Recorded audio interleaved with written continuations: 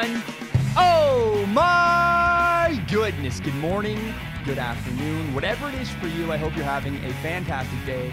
My name is Zach Schaumler. This is Strong Opinion Sports. Thank you so very much for tuning in. Today is Friday, September 21st, and I'll be honest, I'm exhausted. It has been such a long week. I don't like college. I've had technical difficulties, and the school takes up so much of my time. I really want to do this full time. So someday maybe, but right now we're not there yet. Just keep sharing, help me grow. I'm going to talk about later the two most interesting games of the weekend.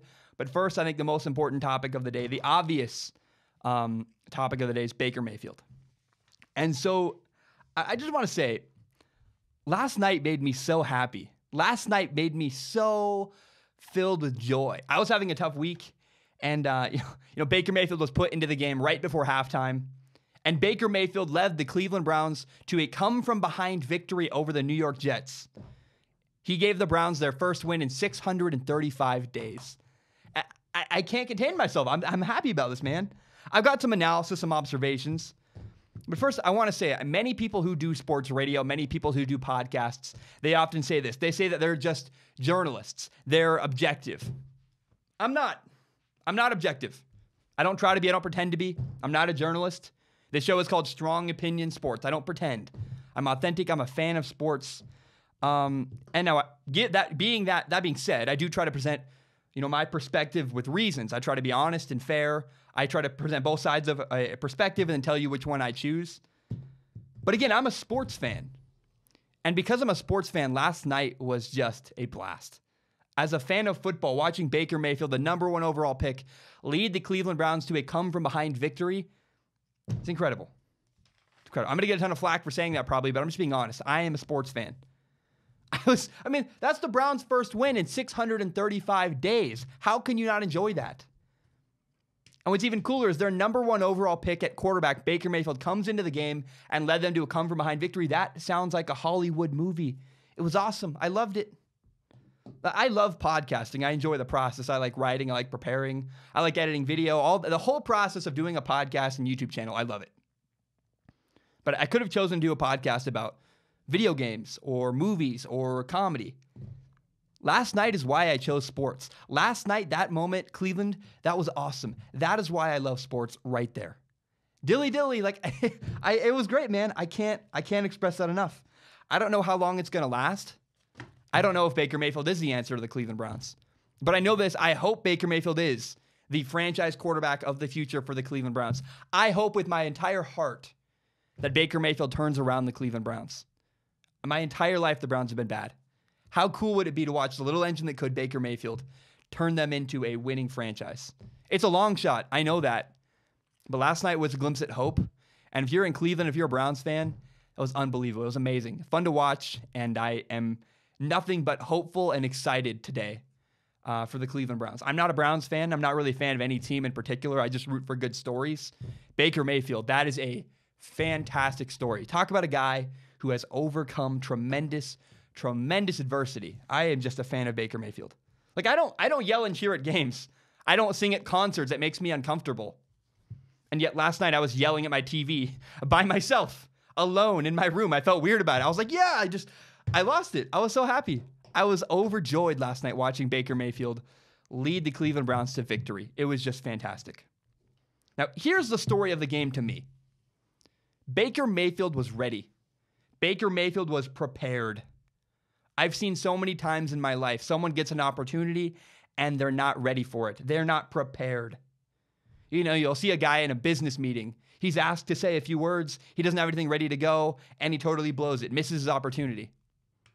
Once upon a time, I was working on a shoot in LA, and this guy named Spencer had been hanging out with us for a long time, and he'd been taking notes intensely. He'd been paying really, really close attention, taking notes, always asking the right questions, doing all kinds of work. And so one day when a cameraman had to cancel and didn't show up, we knew Spencer was ready. We gave Spencer his opportunity. To this day, he's still a cameraman. That was the beginning of his career because he was prepared for the moment. That is exactly what happened last night with Baker Mayfield. When the moment comes, are you ready? That's so important. My advice to you, if you have any goals, you have any dreams, if you're ever in a situation where you need to be prepared, Be ready. I'll tell you what, if I ever got a shot doing a radio show live on the air, I would be ready. I'd be prepared for that moment. And I hope if you ever get your moment, you're prepared like Baker Mayfield was last night. The fact that Baker Mayfield was not only ready, but he was impressive. Baker Mayfield was so good last night. Baker Mayfield was 17 for 23 passing, had 201 yards, and it's noteworthy.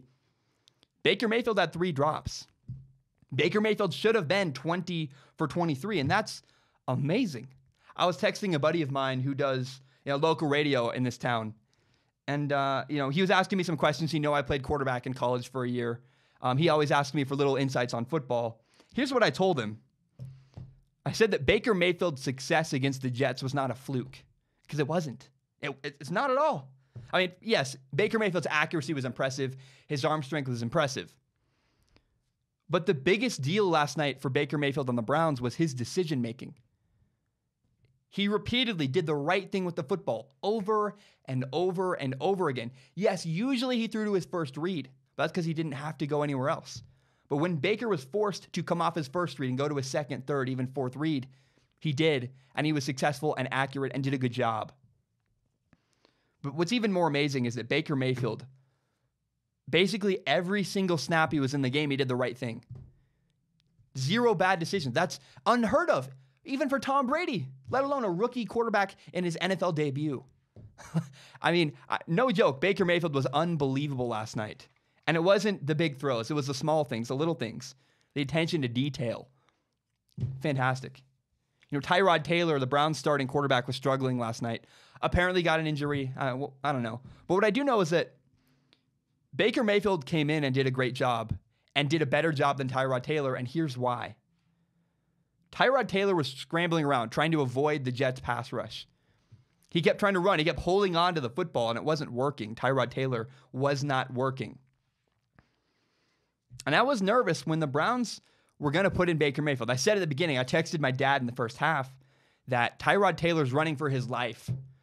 And Tyrod Taylor has no chance. He keeps getting hit over and over and over again. And I said that if Baker Mayfield comes in and tries to play the same way, it's not going to work. Because Tyrod Taylor is a much better athlete than Baker Mayfield. If Tyrod Taylor can't run away from the Jets, Baker Mayfield definitely can't. And that's not what Baker Mayfield did. Baker Mayfield got rid of the ball quickly. That's how you stop a pass rush. If you're getting hit repeatedly, if you're getting sacked over and over again, get rid of the ball faster. That is what Baker Mayfield did. It worked incredibly effectively. That's why Baker Mayfield was successful. He made the right reads. Yes, he did all the right things. But he got rid of the ball after 2.5 seconds, after 2 seconds, after 1.5 seconds. Bang, bang, ball. Did not hold on to the ball late into the down. And that is why Baker Mayfield was so much more successful than Tyrod Taylor last night. And it was, God, I loved it. I really did. I think people have a misunderstanding about me. I've been critical of Baker Mayfield. I've said things, I've at times said, I don't know if it's going to work out, because I legitimately don't. But I've never rooted against Baker Mayfield. I've always hoped he would do well. And when he did well last night, overjoyed. Now, context matters. The situation matters in this scenario. Baker Mayfield came into the game down 14-0. And his first drive was within 2 minutes. His first drive in the NFL was a 2-minute drill. Baker Mayfield came into the game with 1 minute and 42 seconds left, down 14-0 to the Jets. That is not an ideal situation. That is not. If I said Baker Mayfield's first drive is down 14 points, 2 minutes to go before halftime, I would go, ooh, that's a horrible situation. It didn't matter to Baker Mayfield. He wasn't fazed. He did a good job. Baker Mayfield also did not just come from behind and win the game. That's one thing. But he also did it against Sam Darnold and the New York Jets. And that's even cooler. That's why the Hollywood movie comes in. It's like, are you kidding me? Of course that happened that way. Many people, myself included, I'm guilty of this.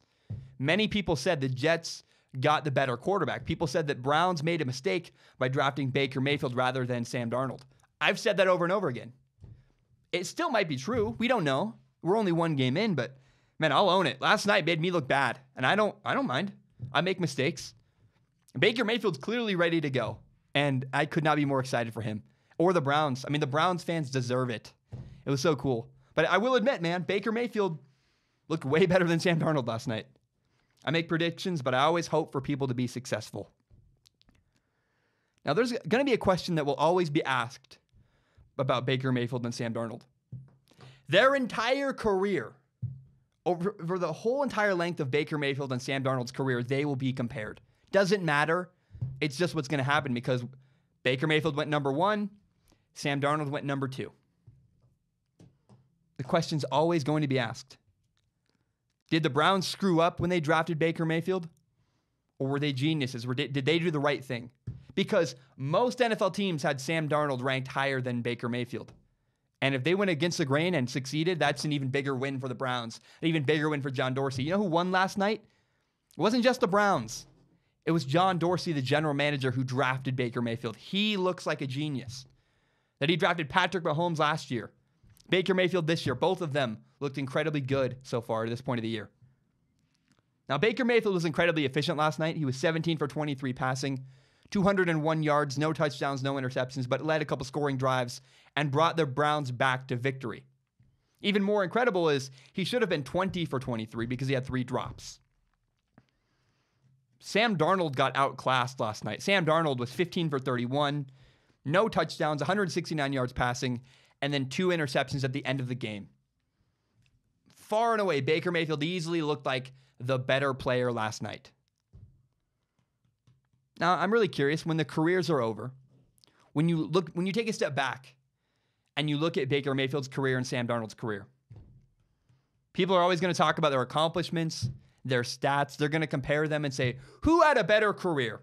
Which one of them should have been the number 1 overall pick? And if they're both successful, I don't think it matters. Because you can come down to the finest minutia, but what if Baker Mayfield wins 2 Super Bowls and Sam Darnold wins 1? But Sam Darnold has better stats. Does it really matter at the end of the day? How do you it can to some people. People will make that argument. But I would even argue it's not really fair to judge. What you can judge is who's ready now. Sam Darnold does not appear to be as ready and as prepared as Baker Mayfield. You can argue Baker Mayfield looks more prepared to be a starter right now. But 15 years from now, we're going to look back and wonder, who had the harder road?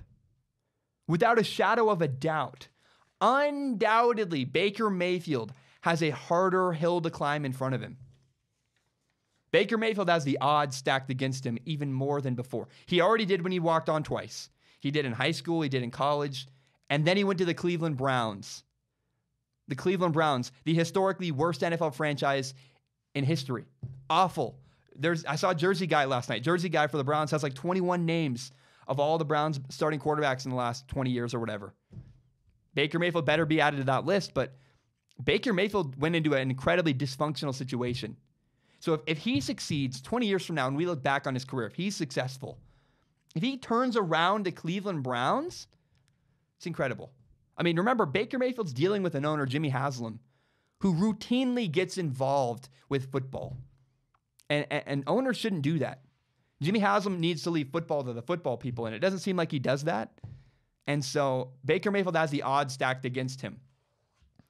That's why even if Baker Mayfield is not as successful career-wise as Sam Darnold, if he has a great career, turns around the Browns, does it matter? It doesn't. I guarantee 20 years from now, if I'm still talking about sports, people are going to look back and compare Sam and compare Baker Mayfield. It's not a fair comparison. Baker Mayfield went to a far worse organization. Sam Darnold's with a great organization, has a good owner that leaves football to football people, has a great head coach, Todd Bowles, who's proven to be a good head coach at this point. Baker Mayfield went to a team that was 1-31 in the last 2 years. It's even more impressive if Baker Mayfield can turn this around. Never forget, Carson Palmer's legacy has been tarnished because he was a member of the Cincinnati Bengals for years. The bad organization hurt Carson Palmer's legacy. You can argue the same thing with Phillip Rivers. Like Eli Manning has got the opposite effect. Eli Manning is elevated because he's been a member of the Giants for years. I don't know. I'm really curious. It doesn't matter right now. It's 20 years from now. But I guarantee you, I'm going to look back. You know what I'll do 20 years from now? If I'm still talking about sports, I will pull up this video. And I'll look back on how do we remember this? Because don't forget, Baker Mayfield went to the much harder organization to win. It'd be so cool. I'll say this, I have no problem with being wrong. I don't mind being wrong at all. I am rooting for Baker Mayfield. I hope he's successful. I was watching the post-game press conference last night after the game, and I just was wondering, how could anybody not like Baker Mayfield? I want to rephrase it. How could anybody hate Baker Mayfield? I could understand if, his kind of arrogance, his crotch grab, the excitement, if his passion turns you off, I could understand not being a giant fan of Baker Mayfield. But what I don't understand is how you could hate Baker Mayfield. I get not liking, I get being concerned, not loving him, but hate? How can you hate that guy? I don't get it. Have you ever listened to him talk? Baker Mayfield he says the right thing. He's got humility, he's got great leadership, and he seems like a genuine good guy. I don't know how you could hate Baker Mayfield. I get if you don't like him, if you don't love him, but how can you hate Baker Mayfield? How could you root against Baker Mayfield? How could you, honestly, how can people hate Cleveland? It's like, I don't know, man. If there's a kid who's never succeeded in his life, and you just kick him while he's down, you hate that organization, that's weird to me. I think everybody watching football kind of wants Cleveland to turn it around. They're the little engine that could. Maybe the Steelers don't, the Ravens, the Bengals, people in that division, but as a sports fan, I really hope the Browns can turn it around. Here's what I love about Baker Mayfield. There's a fine line between cocky and confidence. And Baker Mayfield, without a doubt, does walk that line very finely. But I have no issue with a guy who believes in himself. He clearly has a ton of confidence. Watch how he plays football. He has absolute faith in himself. I was critical last week of a tweet Baker Mayfield sent. And my logic was that, Baker Mayfield clapped back at a guy who was critical of him, said, "You're wrong, you don't know what you're talking about. Lincoln Riley's the best coach, and this guy's really talented." What's interesting is my logic was, well, Tom Brady wouldn't send that tweet. And Drew Brees would not defend himself. Drew Brees would not send that tweet. And my logic was, I'm going to hold Baker Mayfield to the same standard I would Drew Brees or Tom Brady. I want to read a comment because I want to read a comment I made on that was made on that video where I talked about Baker Mayfield. Here's the comment. It's by Park the Vanilla Man. Park the Vanilla Man wrote this. "I think we're getting to the point where we're all turning into the definition of insanity. We are trying to believe that Baker will change, but he won't. He was born outspoken and earned everything he's fought for." And this is coming from a Browns fan. Apparently Park is a Browns fan. He says, "I don't even know how Baker's going to turn out, but he will defend every action he makes or doesn't make that could harm him or anyone close around him." And what he's saying is that Baker Mayfield is absolutely himself. He's not Tom Brady. He's not Drew Brees. He's Baker Mayfield. And we should not hold Baker Mayfield to the same standard as everybody else because he's his own person. That's fair. And that's maybe where I should lighten up with Cam Newton or Baker Mayfield. Here's the thing. You have to be successful. If you're going to be outspoken, if you're going to be yourself and you're not going to conform, if you're going to do things differently than Tom Brady, you need to be incredibly successful. Does that make sense? The more Baker Mayfield succeeds, the more he can get away with being himself, being outspoken, being loud, being extremely confident, and voicing that opinion. If Baker Mayfield wins, he can do whatever he wants. And I would love, how much would you love? I would love this. If Baker Mayfield dominated the NFL, just was totally confident, said he's the best, I think that'd be fun. Because if he's right, if he's like, I'm the best, and it's an accurate statement, because who can say that? If Aaron Rodgers says, yeah, I'm the best quarterback in the NFL, would anyone argue? No. And if Baker Mayfield does the same thing, I like that. I was critical when Baker Mayfield made that tweet because I said he needs to prove it on the field. Well, last night, Baker Mayfield did prove it on the field. Baker Mayfield showed, hey, I'm a really good football player. You're critical of me. I'm not just a product of my system in Oklahoma. I'm a good quarterback. We'll see if he keeps it up. But right now, he spoke with his actions on the field, and I like that. My favorite movie characters growing up were Han Solo, Jack Sparrow, and Captain Kirk. And recently, that has changed. My new favorite character is Hercule Poirot. It's a hard name to say. I don't even know how to say his name right. But he's the main character of a movie called Murder on the Orient Express. He's a weirdo. He's kind of like, I'm a weird guy. He's a weird guy. He owns it. But the truth is that character knows exactly what he likes and exactly what he doesn't like. He doesn't care. He's himself. No matter what anyone says, no matter how it looks, that character in Murder on the Orient Express, the main character, the detective, says, I don't care. I am who I am. Take it or leave it. Baker Mayfield is the same way. I find that inspiring. I like that. I like when a guy's confident enough to say, this is who I am. I wear underwear in commercials. I talk on Twitter. I do this, I do that. Oh, and by the way, I'm really successful. As long as Baker Mayfield is successful, he can get away with doing whatever he wants. And I love that. I love that because when there's action behind it, do whatever you want. That's awesome to me. Now, after the game, the Cleveland Browns head coach, Hugh Jackson, said that he would not commit to Baker Mayfield as a starter. Said, I need to look at the tape and figure out who my starting quarterback is moving forward. Well, first of all, Baker Mayfield should be the starter for the Browns. But I think the reason why Hugh Jackson said this is because he wants to be respectful to Tyrod Taylor. Remember, Tyrod Taylor has been nothing but a professional. He's been a class act. He's done the right thing. He's been incredibly helpful to Baker Mayfield in his progress. I also think that Hugh Jackson wants to check with his bosses. What does John Dorsey, the general manager, say about starting Baker Mayfield? What does Jimmy Haslam think? It's not his call in the post-game press conference to make that decision. I wish it was, but I'm being honest, it's not Hugh Jackson's call. He's got 2 wins in 3 years as a head coach.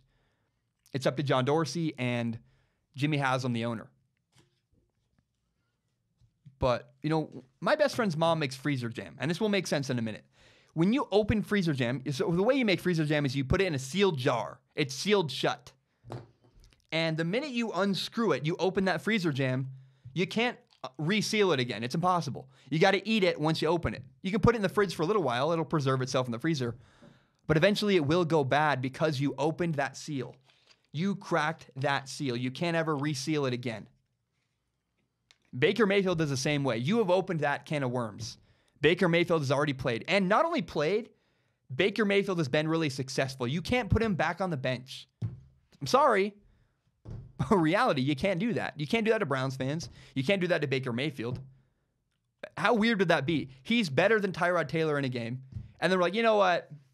We're going to go back to Tyrod. You can go back to the bench. No, it hurts your locker room. It hurts Baker Mayfield. There's no benefit to going back to Tyrod Taylor. Now you have to play Baker Mayfield.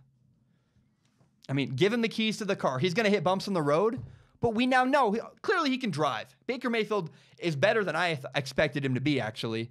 And I would just let him drive the car. It's worth noting, too, Tyrod Taylor missed a number of throws that I actually think Baker Mayfield would have successfully made. There was that long, deep ball over the top that Tyrod Taylor totally missed. Tyrod Taylor missed.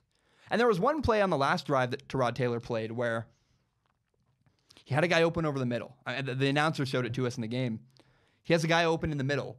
And instead of hanging in the pocket, throwing the ball as he's hit, he tried to scramble and run away. And it doesn't work. You got to step up in the pocket. You got to step into that throw, make the throw over the middle. You'll get nailed, but you can't shy away from pressure and try to run. And Tyrod Taylor kept holding onto the ball far too long, trying to run around, trying to make plays with his legs, instead of hanging in the pocket and delivering the football. Baker Mayfield said, I'm going to put my foot in the ground and throw the ball. And that's what's so cool is I remember in college, the biggest concern with Baker Mayfield was he was running around a lot. And it worked in college against inferior athletes. Well, we saw Baker Mayfield against Georgia in the Rose Bowl, against really good top-level SEC athletes. And Baker Mayfield could not improvise as much. He was not able to run around. And the question was, well, Baker Mayfield's style of play, that fast and loose, running around, gunslinger play, doesn't work as well against really good athletes because he's not a great athlete. He's good. He's solid. And what Baker Mayfield did is showed he can win from the pocket. That's paramount. That's so important for Baker Mayfield. So again, I know this whole episode is dedicated to Baker Mayfield, but Baker Mayfield might have saved Hugh Jackson's job. You cannot understate how good he did. He had 23 pass plays called. We'll assume he got all the handoffs right. Every play Baker Mayfield was in the game, he did the right thing. Unheard of. Nobody does that. Tom Brady doesn't even do that. He does more than most, but for a rookie quarterback, Baker Mayfield, his NFL debut, to be basically perfect decision-making wise, unbelievable. Had 3 drops, too. Should have been 20 for 23. He looked poised. Baker Mayfield was just having a good time. It looks easy for him. And I am so happy for the city of Cleveland. Look, this moment might go away. Maybe Baker struggles the rest of the year. I don't know. I hope not. I'm rooting for the Browns. I'm rooting for Baker. But it looks like he's their guy. I might be wrong, but, I mean, last night filled me with hope.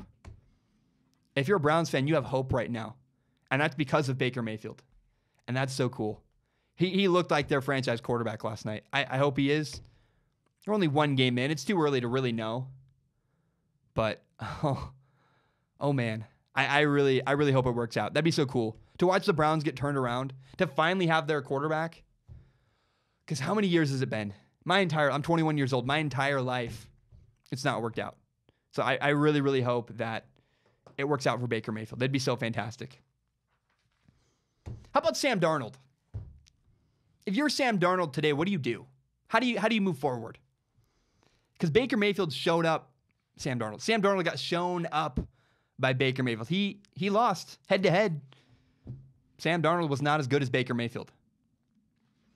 And Sam Darnold had 2 drives at the end of the game where he had a chance to tie the game up, take the lead, win the game. And Baker Mayfield in 2 consecutive drives was unable to deliver for the Jets. He was unable to drive the Jets down the field. In fact, he threw 2 interceptions.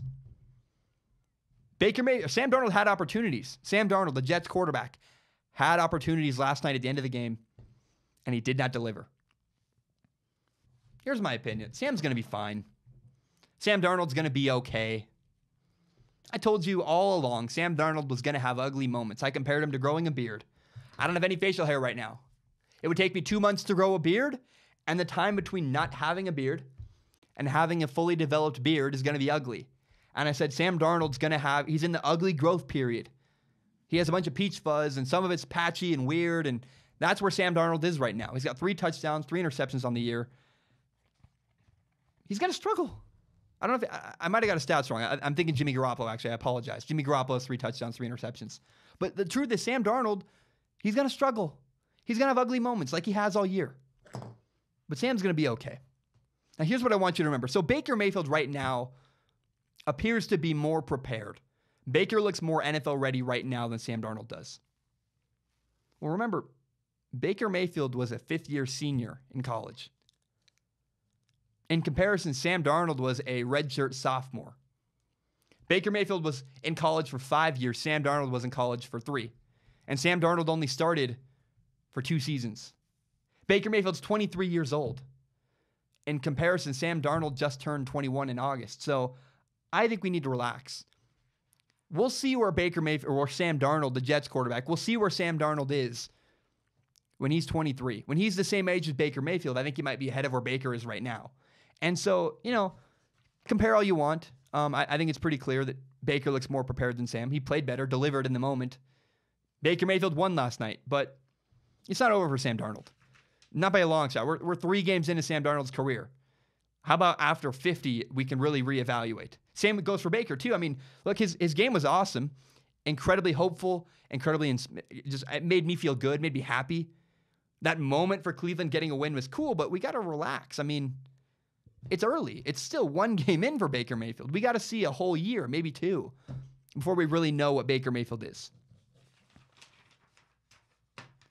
I saw a story this week that said that Josh Rosen, it was Steve Keim, the general manager for the Cardinals, talking about Josh Rosen. Because now every quarterback drafted in the first round, aside from Josh Rosen, has played. Lamar Jackson has played in games. Sam Darnold has started 3 games. Josh Allen has started a game. Baker Mayfield came in and did really well. Josh Rosen, the Arizona Cardinals quarterback, is the lone quarterback who has not played yet this year. And Steve Keim, the Cardinals general manager, came out and said, look, we're not in any hurry. We're going to play Josh Rosen when the time is right. Right now, the time is not right. And I commend them for that. Don't rush it out. Wait till he's ready. Until he's ready, there's no reason to. So I like that approach completely. I think it's the right way to go. There's no rush for the Cardinals to play Josh Rosen. They have Sam Bradford. They're not a good roster. They're not a good pieces around him. Why put in Josh Rosen, get him destroyed, beat up for no reason? Let Sam Bradford take those hits as long as he can until he gets hurt. I like that. Don't play Josh Rosen until the time is right, until he's ready, and until the team is ready for him to play. The roster's not great. He's probably not as where he could be. No pressure, no rush. Don't react to everybody around you. I said, on my podcast last episode, don't make decisions because of emotion. The Cardinals can't look around the league and go, oh, well, these 4 quarterbacks are playing. We better play our guy. No. If he's ready, play him. If he's not, don't. You'll know when the time is right. The Cardinals will. And I like that they're waiting for their time to be right. They're waiting for the right moment. That's awesome. There was a moment in the Browns-Jets game where Baker Mayfield fumbled before halftime. And there was I got a lot of questions about this on Instagram. People were replying, what was that? Was that a penalty? What happened? Because what happened was Baker Mayfield fumbled. One of the Browns' offensive linemen picked it up and ran for a bunch of yards. I think got the first down. And it was called back. And many people were texting me, asking me, what the heck was that? It's pretty simple. Within 2 minutes of the end of a game, 2 minutes before half or 2 minutes at the end of a game, you can't advance a fumble. And the reason for this is because what you don't want is a guy to roll the ball ahead like 40 yards into the end zone and have another guy pick it up, run for a touchdown. Like you don't want that, because then it would get really ugly. You'd have a lot of like intentional fumbles at the end of a game. So the rule works like this. If I drop the ball and fumble, I can pick it up again and run for more yards. Now, if I drop the ball and my teammate comes and picks it up, the ball is down. He can't pick it up and run because my teammate can't advance my fumble. Only I can advance my. If I drop the ball, I can pick it up again and run. My buddy Jared can't pick it up and run for more yards. Now, the defense can pick it up, do whatever they want.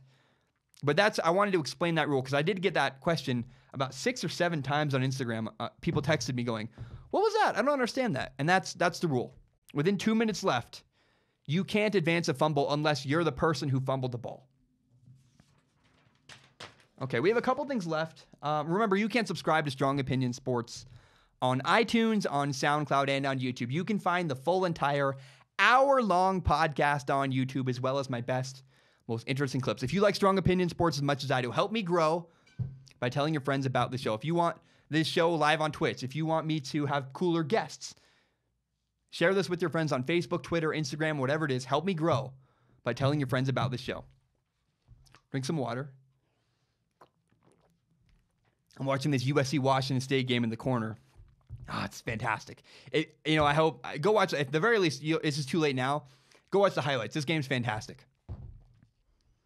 I want to talk about the 2 most interesting games in the NFL this week. Every week I talk about the 2 most interesting games in football. I call them snake charmer games. These are not the best matchups. Like the Raiders-Chargers, that's a great matchup. These are 2 games that I think are just fascinating. They're interesting. They're snake charmer games. They have me mesmerized, and I cannot wait to see what happens. I'm going to be glued to my television when these 2 games happen. The first one is this. I think the Raiders at the Dolphins is an incredibly interesting game. I can't wait to watch it. I believe the Dolphins are a playoff team. I'm a big believer in the Dolphins. I love their defense. The Dolphins lead the NFL in interceptions. They have 5. They're tied for first. And I think the Raiders are somewhat of a mediocre team. The Raiders have had a lot of struggles. And if the Dolphins really are a playoff team, this is a game they need to win. A playoff team beats the Raiders, who are mediocre. They're like maybe the 17th, 20th best team in the NFL. If the Dolphins are a top 12 team in the NFL that are going to make the playoffs, they must beat the Raiders. Now, Derek Carr is kind of gun-shy. Derek Carr, the Raiders quarterback, got hurt a couple times the last couple of years. Hurt his back last year really bad. It's hard to play with a hurt back. And I think he's afraid of pressure. I think he's struggling when he hears footsteps in his head and he's throwing the ball a little too early. He looks a little timid in the pocket. That's a storyline to watch if you're watching the Raiders and the Dolphins. Now, the other one is this. You got to watch Ryan Tannehill. Ryan Tannehill is the Dolphins quarterback. He has shown massive improvement this year. He's making incredibly good decisions. He's not flashy. He's not amazing. But watch his decision-making. And here's what you want to watch the Dolphins to do. Do the Dolphins settle for field goals or do they score touchdowns? Because if they score touchdowns in the red zone rather than kicking field goals, that's a big statement by the Dolphins. It all depends on their quarterback because the Dolphins have a good coach, a good defense, a good offensive line, good enough offensive line. I think their quarterback, Ryan Tannehill's taken a step forward, and I'm really excited to watch the Raiders and the Dolphins. The other game I'm completely mesmerized by, this is the other most interesting game of the week, the 49ers and the Chiefs. This could be a blowout. It really could be. The Chiefs could destroy the 49ers. But I'm interested in the quarterbacks. I'm really curious about Patrick Mahomes. Patrick Mahomes leads the NFL in touchdowns. He has 10 touchdowns this year so far. I'm curious if he keeps it up. Remember, the 49ers are now going to have 2 weeks of film on Patrick Mahomes. And they're going to know what he's going to do. They're going to know what to expect from him. Are they going to make adjustments? Is Patrick Mahomes going to slow down statistically, or does he keep it going? But the most interesting story of this game to me is Jimmy Garoppolo. Jimmy Garoppolo is the 49ers quarterback. He signed a giant contract, $137.5 million this offseason. Jimmy Garoppolo, the 49ers quarterback, is off to a really slow start.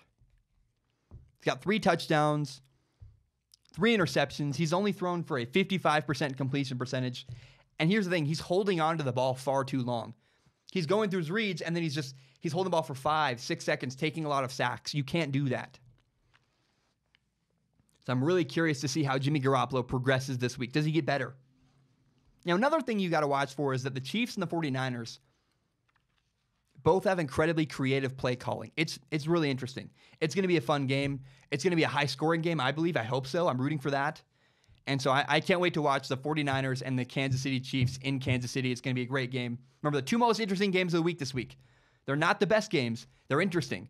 The Raiders and the Dolphins and the 49ers and the Chiefs. I can't wait to watch either one of those games. I'm watching this USC-Washington State game.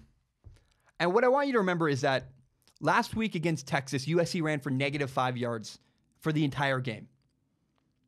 USC's entire game, they ran for -5 yards against the University of Texas last week. Unacceptable. You can't have a team like USC who has really, really great national recruits. You can't have that roster not running the ball for lots of yards. That means you're getting dominated up front physically. And here's what I want to talk about. I don't have an eloquent way to put this, but it's not working in Seattle for Pete Carroll. Pete Carroll is the Seattle Seahawks head coach, and it appears like they're just imploding. They're falling apart. And at the same time, you could make a great argument that USC's head coach, Helton, is not working. He's not doing a good enough job. I think USC needs to rehire Pete Carroll. I wish I had a better, more eloquent way to say that. But that's plain and simple. I think Pete Carroll's time in Seattle is coming to an end. I think USC's coaching is not good enough. I'd keep the quarterback coach. I like him a lot. I just don't think he's ready to be a head coach yet. I wouldn't promote the quarterback coach at USC to head coach yet. Bring back Pete Carroll. How cool of a moment would that be? That'd be like John Gruden going back to the Raiders. It really would. And Pete Carroll would dominate at USC. I would love that. It'd be fun. I hope that happens. That'd be cool. I'm just talking out of my butt right now, but I hope that happens. Pete Carroll back to USC would be an incredible storyline, and I think it's actually entirely possible because both sides of that are going to... The Seahawks are struggling. USC's underachieving. Bring back Pete Carroll to USC. That'd be a lot of fun. Okay, these are now... I have a bunch of weird little stories I don't have enough to do full segments on. This is the end of the show now. A couple things I want to say, though. Because I need the weekend to really think about some stuff. I got destroyed by school this week. It was miserable. It was hard. A bunch of setbacks. But there are some things I want to share real quick. Jimmy Garoppolo demanded... Sorry. Jimmy Butler. Jimmy Butler he's a player for the Minnesota Timberwolves. He demanded a trade. And I want to do more research before I give you a full opinion on this. But my initial reaction is, what in the world are you thinking? Minnesota's a good place. I mean, he's got some stars, Andrew Wiggins, Karl Anthony Towns. I don't know why Jimmy Butler wants out of Minnesota. I don't know if there's something wrong with Minnesota. Is he I don't know what's going on there. I want to do research and figure out for myself. But that's a weird story that popped up this week that you can expect next Monday because I want to talk about that. I don't understand what's going on with Jimmy Butler. Another interesting thing I want to do next week, I'm going to compare Nebraska and Alabama. There's a really interesting storyline where you can compare Nebraska and Alabama. And I don't want to give that away. It's just really cool. I'm excited for that. Now, this weekend, if you love college quarterbacks, I want you to watch Oregon play Stanford. Justin Herbert is this really, really hyped up quarterback in college football. I don't really buy him. I'm not a big Justin Herbert guy.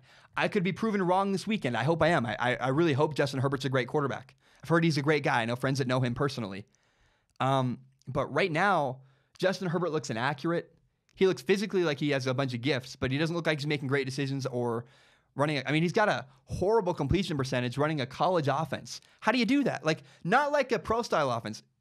Justin Herbert's running dink and dunk, screen passes, weird underneath stuff, bubble screens. He has a bad completion percentage at Oregon. That's weird to me. So Justin Herbert, the 20th team in the nation with the Oregon Ducks, host Stanford, the number 7 Cardinal, the number 7 team in the nation versus the number 20 team in the nation. I'm so curious to see how Justin Herbert does against Stanford. I don't know. I think Oregon's extremely overrated. They struggled against San Jose State. And San Jose State was annihilated by Washington State the week before. Washington State, who's an average team in the Pac-12, held San Jose State to 109 yards of total offense. Meanwhile, the Ducks barely beat San Jose State. It's weird to me. I think the Ducks are completely overrated. They have bad wide receivers, a lot of drops, a lot of weird inconsistencies. They don't have good linemen. I think Stanford could roll Oregon. And I don't expect Justin Herbert to win against Stanford, but I do want him to show good decision-making. And I'd love to see it if he could overcome his drops. That'd be really interesting to me. I don't know that he can, but Justin Herbert has a chance to make a statement against Stanford this week. If Justin Herbert and the Ducks beat Stanford and Justin Herbert plays flawlessly with a lot of poise, really accurate, makes great decisions, I will be willing to change my opinion of Justin Herbert. But to this point, people are talking about him like a number 1 overall pick, a Heisman Trophy winner, and I'm like, I don't see it. I really don't. Part of that's because of the help around him. But he also does lack accuracy at times. And I go, is he really? I think that Steven Montez, the Colorado quarterback, is actually a better NFL prospect than even Justin Herbert. So I don't know. The other thing, if you love college quarterbacks, this week, the Missouri Tigers with Drew Lock, who might be the best quarterback in college football, host Georgia, number 2 Georgia. Drew Lock is going to get annihilated. Missouri does not have a chance against Georgia. The roster for Georgia is so much better. Missouri barely beat Purdue last week. But what I will say is I'm curious to see how does Drew Lock handle getting hit the entire game? How does he handle going from, because he often throws to his first read or his second read. He rarely goes from one side of the field all the way back to the other side of the field, going to his third and fourth read in the progression. I'm curious to see how Drew Lock does against Georgia. He's outmatched. He's going to lose. But how does he lose? Does he lose with grace? Does he show poise? Does he show good decision-making? Or does Drew Lock get hit a bunch and completely fall apart? I'm really curious to watch how Drew Lock does this weekend against Georgia. 2 more things I want to say. If you like college quarterbacks, I don't talk about Washington State football at all. I go to Washington State University. I'm gun shy. I've been critical of them in the past, and it got me hate on campus. I don't want to talk about a school where I don't want to have trouble in my classes where people are harassing me for something I said online. I'd rather not talk about Washington State football. But Washington State's quarterback, Gardner Minshew, is playing really, really good football. He's going through his reads at an incredible rate. He looks like Will Grier. So Will Grier, the West Virginia quarterback, probably reads defenses better than any other quarterback in all of college football. I think Gardner Minshew is second to him. Gardner Minshew is going through his progression, not just throwing to his first read, his second read. He'll get from one side of the field all the way to his fourth and then fifth read to check down. He is seeing the field better than maybe anybody in college football. Do not forget Gardner Minshew. He's going to be a coach someday. I don't know that he's an NFL quarterback, but the level he's playing right now, he does actually look like a guy who could make a roster. He's got a better arm than Joe Burrow. I think he's more accurate than Jake Browning, the quarterback at UW. Don't sleep on Gardner Minshew. I'm watching him right now on TV. He looks fantastic. He identifies pressure throws where the blitz is coming from. He can read the field all the way across. He looks really, really good right now against USC. And I think Gardner Minshew, because he's not a household name, because he's a graduate transfer, because he comes from Coastal Carolina, he's not a big-time name, but Gardner Minshew, wow. He can really read a defense. He's underrated, I think, in college football. Last story I want to talk about is that Conor McGregor signed a 6-fight deal with the UFC. This is only notable because I'm going to say that I told you so. I remember when Conor McGregor got in trouble whenever it was, he had that giant weird moment in New York City where he attacked a bus, and everybody said, "This is the end of Conor McGregor's career." Go back and watch my video. I said, he's going to be fine. This is boxing. This is fighting. This is how the UFC works. This is how mixed martial arts works. It's all about promotion. It's all about trumping up the issue, about drama, about hype. All that moment for Conor McGregor did when he attacked a bus, got in trouble with the law, all that did was add to his value in the UFC. Right, wrong, or indifferent. I compared him to Logan Paul because the more outrageous stuff he does, the more money he makes, the more people pay attention to him, the more fights he's going to get. Some people said that Conor McGregor was never going to fight again in the UFC. I said, you are so wrong. He is worth more money now because he attacked a bus. I don't like that. That's a dirty side of fighting that I don't appreciate, is that the worse you do, the worse of a human being you are outside of the ring, the more you talk smack, the more you're outrageous, the more you're mean, the more you're an awful person, the more people pay attention to you. But it's just fact. That's how fighting works. The louder you are, the more people pay attention to you. Who gets help from a customer service desk? Usually it's the person who makes the biggest stink. That's who gets the attention. The loudest person gets the attention. That's Conor McGregor. So people who said Conor McGregor was never going to fight again in the UFC were totally wrong. Signed a 6-year deal. I told you that's how fighting works. The louder, the more outrageous you are, the more successful you are. I don't like it, but that's the formula. If you are a wannabe fighter, you got to win. You got to back it up. But be loud, be mean, say awful stuff. The more outspoken you are and the more you back that up, the better your career will go. I don't like that. I'm not necessarily encouraging that, but if you want to make money, that's what you should do. All right, guys, that is the entire show I have. I really appreciate you guys. We made it to 47 minutes for a guy that I had Baker Mayfield as a topic to talk about, and then literally 5 notes after that. I can't believe it. We almost made it to an hour. Heck yeah. I'm so happy. I almost said a cuss word. Don't want to do that on here because iTunes wants to make sure that you are not explicit. So I'm very careful to bleep out certain words. But remember, you can subscribe to Strong Opinion Sports on iTunes, on SoundCloud, and on YouTube. You can find the full entire hour-long podcast on YouTube, as well as my best, most interesting clips. If you like Strong Opinion Sports as much as I do, help me grow by telling your friends about the show. Share it on Facebook, Twitter, Instagram, whatever it is. If you want me to have cool guests, if you want me to stream on Twitch someday, I can do all that stuff if we grow. If the numbers go up, if I can do this as my full-time job, we're going to do some cool stuff. And so help me grow by telling your friends about the show. And lastly, I want to say thank you so much, everybody who listens. You guys send me so many messages. My phone blows up constantly. And it means the world to me. I'm a guy, I struggle with depression often. I'm very honest about it and very open. And the positive comments, the people who are encouraging to me. I got a comment last week that said ESPN or Fox Sports needs to hire you immediately. It made my day. Because I struggle often emotionally. I'm not going to hide it. I'm not a perfect person. I have issues. I have struggles. My brother killed himself. I'm not happy all the time. I don't fake it. And you guys, when you're nice to me, it really does mean a lot to me. I try to read the comments. I try to read all the nice comments. And so I just want to say thank you so much for paying attention, for watching, for pushing me. Sometimes you guys disagree with me. There's nothing I respect more than a person who disagrees with some of the things I say, yet still watches my show. Because all I want to do is be authentic, say what I really believe, and try to hope you find it interesting. And so the fact that you guys watch, it means so much to me. I really appreciate you guys. And that's all I want to say. Hope you guys have a great weekend. I can't wait to do the show on Monday. I'm going to be writing all weekend. Monday's going to be a great show. I can't wait. I'm going to have a ton of stuff prepared. I got this list. I'll revisit a lot of stuff I said at the end of the show. But I just want to say thank you so much. Love you guys. Appreciate you guys. I hope you guys have a great weekend. Ba-dum-bum. Bam. We are done. Bye.